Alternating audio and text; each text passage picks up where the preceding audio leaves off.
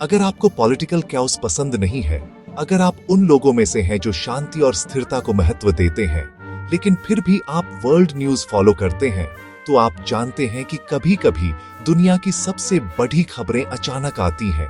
ऐसी खबरें जो सब कुछ बदल देती है। न्यूज चैनल्स, सोशल मीडिया और हर जगह सिर्फ एक ही चर्चा थी, ईरान में क्या हुआ। लोग अपने अपने घरों में, ऑफिस में, कैफे में, हर जगह टीवी स्क्रीन और मोबाइल फोन पर नजरें गड्ढे ढाए बैठे थे। हर कोई जानना चाहता था कि आखिर तेहरान में ऐसा क्या हुआ जिसने पूरी दुनिया को हिला दिया। 28 फरवरी 2026 की सुबह तेहरान में आम दिनों जैसी ही थी। लोग अपने रोजमर्रा के कामों में व्यस्त थे। बच्चे स्कूल जा रहे थे, ऑफिस खुल रहे थे और बाजारों में हलचल थी। लेकिन किसी को अंदाजा नहीं था कि कुछ ही पलों में सब कुछ बदलने वाला है। उस दिन जो हुआ उसे इग्नोर करना नामुमकिन था। यह उन 30 मिनटों की कहानी है जिनमें इतिहास ने करवट ली। 30 मिनट, ना ज्यादा ना कम। लेकिन इन 30 मिनटों में जो हुआ उसने सिर्फ ईरान ही नहीं, पूरी दुनिया की दिशा बदल दी। ठीक सुबह 9 से 43 बजे लोकल टाइम के अनुसार तेहरान के एक हाई सिक्योरिटी अंडरग्राउंड कंपाउंड पर अचानक 30 बंकर बस्टर मिसाइलें दागी गईं। ये मिसाइलें इतनी ताकतवर थीं कि उन्होंने जमीन के नीचे छुपे सबसे सुरक्षित ठिकाने को भी चकनाचूर कर दिया। धमाकों की आवाजें पूरे शहर में गूंज उठीं और आसमान में धुएं के बादल छा गए। इस हमले का टारगेट था अयातुल्ला अली खामेनेई, जो 1979 से ईरान के सुप्रीम लीडर थे। खामेनेई सिर्फ ईरान ही नहीं बल्कि पूरे मिडिल ईस्ट के सबसे पावरफुल और विवादित नेताओं में गिने जाते थे। उनकी एक आवाज पर लाखों लोग स्टीडीएचकों पर उतर आते थे और उनकी नीतियों का असर पूरी दुनिया की राजनीति पर पड़ता था। उस अंडरग्राउंड कंपाउंड में खामेनेई अपने सीनियर ऑफिशियल्स और फैमिली मेंबर्स के साथ एक अहम मीटिंग कर रहे थे। मिसाइल अटैक इतना अचानक और सटीक था कि वहां मौजूद लगभग सभी लोग मौके पर ही मारे गए। ईरान की सत्ता का सबसे मजबूत स्तंभ एक झटके में गिर गया। ये कोई रैंडम एक्ट नहीं था, ये कोई इंपल्सिव डिसीजन नहीं था, बल्कि महीनों की प्लानिंग, इंटेलिजेंस और इंटरनेशनल कोऑर्डिनेशन का नतीजा था। ये एक साल लंबे जॉइंट यूएस इजरायली ऑपरेशन का नतीजा था, जिसमें दोनों देशों की मिलिट्री, इंटेलिजेंस एजेंसियां और साइबर एक्सपर्ट्स शामिल थे। महीनों तक गुप्त मीटिंग्स हुई, रणनीतियां बनी और हर कदम पर रिस्क एनालिसिस किया गया।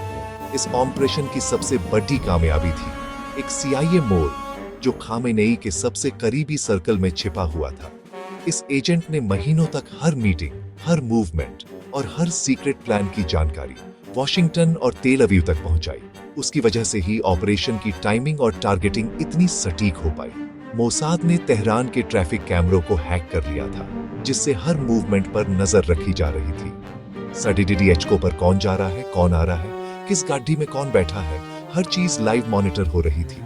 और ईरान के रिस्पॉन्स को पैरालाइज करने के लिए पूरे शहर के मोबाइल नेटवर्क्स को जैम कर दिया गया था।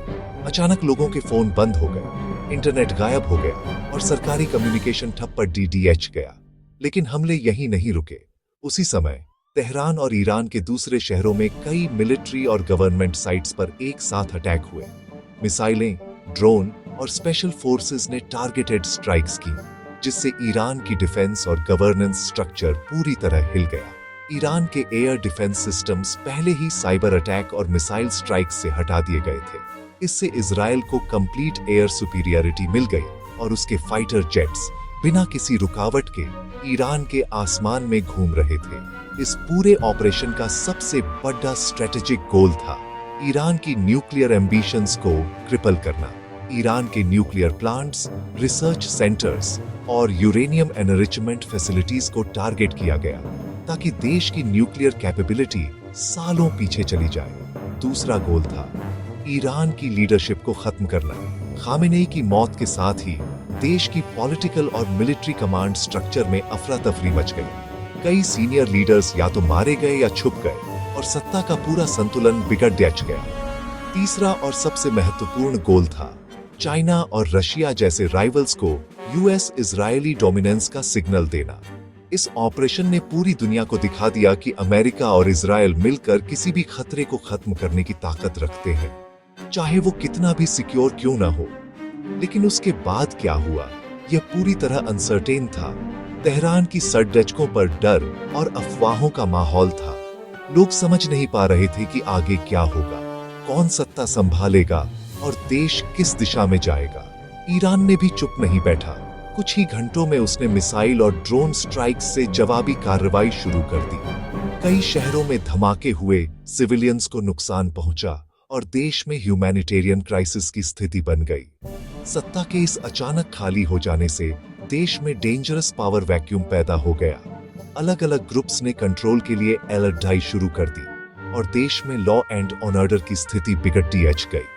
आगे क्या होता है, यह अब भी अननोन है। दुनिया भर के एक्सपर्ट्स, पॉलिटिकल एनालिस्ट्स और आम लोग यही सवाल पूछ रहे हैं, क्या ईरान फिर से उठ पाएगा?